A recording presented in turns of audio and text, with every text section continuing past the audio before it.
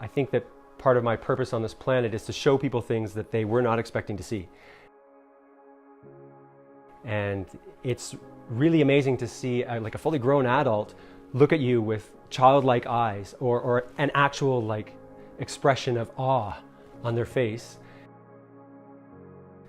Well, I got introduced to juggling when I was traveling with a really good friend of mine, John Stromberg, in 1999. And at the end of that amazing 4-month adventure, I had to busk on the streets of Jerusalem for food. Learning how to juggle back then gave me an excuse to be the performer who I've kind of always been. And it wasn't until getting to Calgary about 6 years ago that I really started to expand and explore that professionally through meeting different artists and different performance troupes here in the city.